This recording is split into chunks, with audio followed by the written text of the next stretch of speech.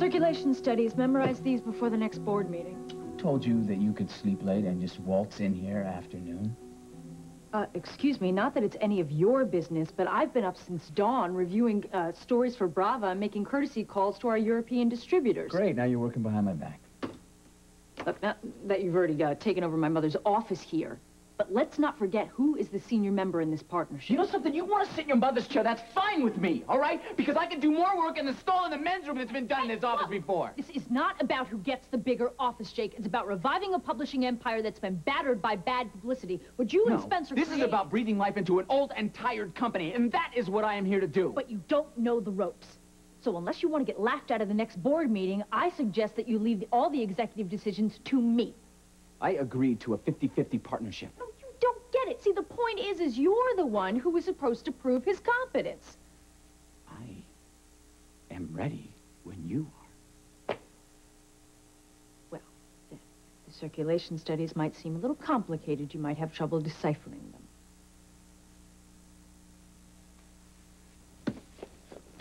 them. Like I've never worked with a graph before. Why don't we have a working dinner tonight, and I'll explain the figures to you. I would love to do that, but I have plans for tonight, okay? Cancel them. I can't. It's a very important date. Well, gosh, Jane, you know, she'll just have to understand. Jake, you're an executive now. You really don't have time to be a playboy. A little jealous, Amanda? I really couldn't care less if you were squiring around some blonde bimbo. The bimbo is salt and pepper with a beard, in case you're interested. What? Spencer Harrison has absolutely nothing to do with the future of Spencer Cory. Harrison helped me get here. I owe him. Starting now, you owe your allegiance to this company. That's it. Cancel your dinner plans. You have to start distancing yourself from him. No way. Then let me put it in a language you understand, Jake. Dump Spencer now.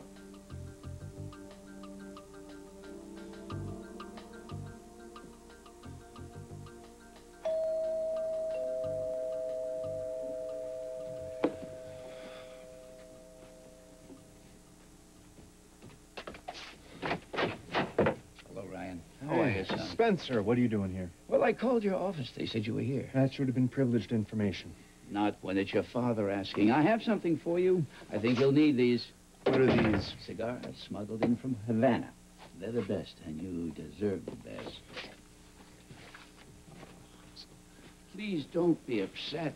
Grant told me a wonderful news, Ryan. I couldn't be happier for you and Vicky. Listen, Spencer, it's not... I know that you and your brother had words last night, and I spoke to Grant, and I tried to convince him to be happy for you. When are you going to understand? You can't just go handing out cigars and expect an instant grandchild and close-knit brothers.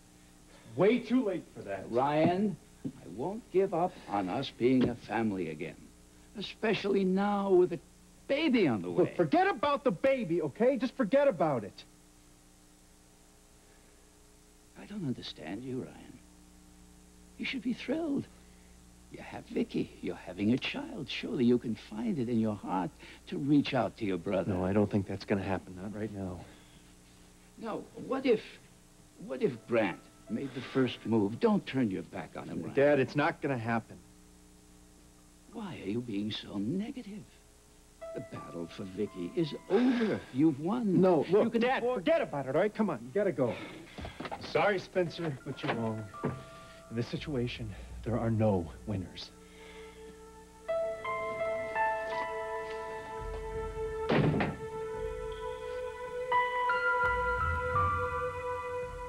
It's not improper that me and Spencer are friends. I am not going to turn my back on someone just because he's having legal problems.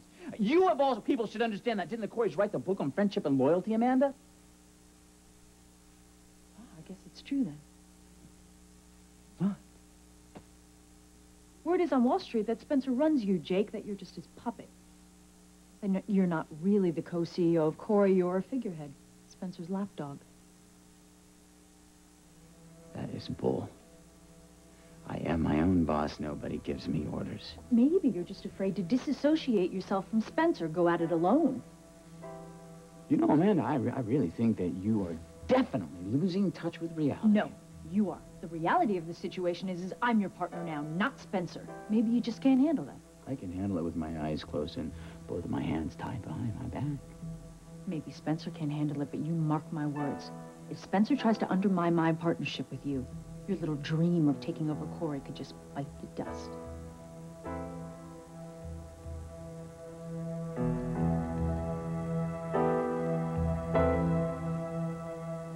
I know, Ian. I know in his messed up, macho way he was trying to say he was sorry to you. Maggie, I don't need you to interpret the signals that Ian may or may not be sending me. Now, butt out. Well, whatever happened between you two at D&M, I'm sure it was a mistake. Look, I need to get to work, and you should be studying. You're just gonna let Ian Rain get away, huh? I never thought you'd chicken out like that. I am not chickening out, Maggie. Oh, really? Well, then why don't you go over to the hospital and surprise him at work? What would be the point? Well, you know, being in the building where he saved your life may be a little romantic. Maggie, let me clue you in on something. Hospitals are not romantic. They smell like medicine and misery, and why am I talking to you about this? I don't know. I don't know. You should be talking to Ian. You guys should be working this out. We can't. Every time we try to talk, we just make things worse.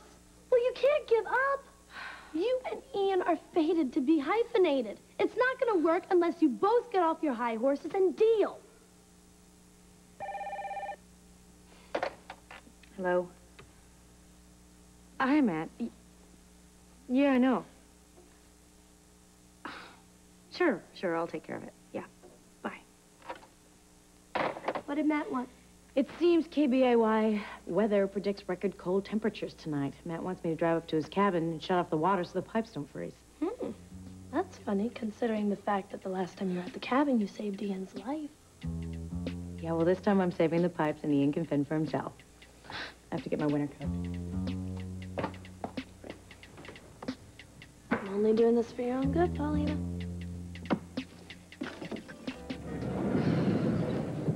Oh, good. You're right on time. Let's go. So how's your ankle? What? Oh, my ankle. It's fine. It's fine. Matthew was a big help. You know, it's funny the way Matthew was carrying you around. If I didn't know... We missed the elevator. What? Why didn't you tell me Grant was here? Oh. It's the last person I need to see right now. All right, just ignore him and maybe you won't know. Oh, I can't. He's coming over here right now. Why does this always happen to me? Stay calm. Victoria? May I have a word with you alone? Grant, I'm sorry. That's really not possible. I'm late for an appointment, so I really see. need Victoria, to... come on. Victoria, let's wait. go. We really need to be going. Victoria, Please. this should be a happy time for you. I'm sorry if I've... Just hold the elevator. You've missed you. I'm sorry if I've made life difficult for you. I don't know what to say, Grant. How about saying you'll give me visitation rights? As an uncle, I'd like to be a part of your child's life. We really don't have time to discuss this Right, now, I Grant. really need to be... Look, Victoria, I've been pretty good with Stephen. I really would like a relationship with my niece or my nephew. Well, given everything that we've been through, I think that might be a little tough, Grant. I know that I've been hard on you. I should have trusted you when you let me see the report on the sonogram. I guess I still wanted to believe that you may be carrying my child. We really should be going. And then Ryan told me the truth, and I had to believe him. Yeah, well, that's Ryan, Honesty Incorporated. Yeah, honesty. Maybe that was our problem. Maybe if we could have been honest with each Grant. other. Grant, don't do this. If we had started out differently, if we'd had a child, then maybe we would have stayed together. I know how much you wanted to have a family. Well, I guess that's the reason I was desperate enough to try to prove that I was the father. But obviously that wasn't meant to be. I'm sure you have a very busy afternoon. Victoria, I want to wish you and Ryan all the best with your new baby. Oh, thank you. Vicky, I hear congratulations are in order. We don't have time for congratulations, Spencer. We have an appointment. Take care of yourself. Tell me, son, was that an amiable parting of the ways for you? I'm not sure. Let's sit down.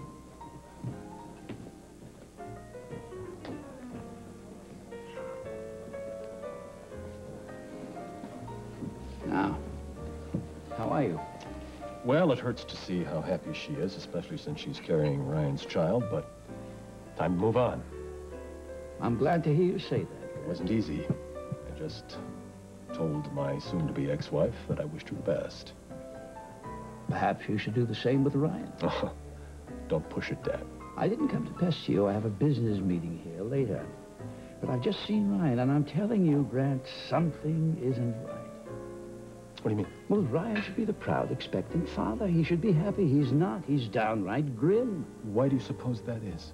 I can only guess that bringing a child into the world and being at odds with his own family is somewhat painful for him. Are you sure you're not speaking for yourself, Dad?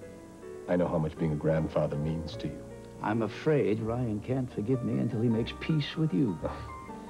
I think that's an unrealistic hope. Yes, and so was peace in the Middle East. Now, you took the first step, putting things right with Vicky just now. Now it's time to clear the air with Ryan. Go see your brother, Grant. Congratulate him on his up-and-coming fatherhood, and tell him there's no reason to fight anymore.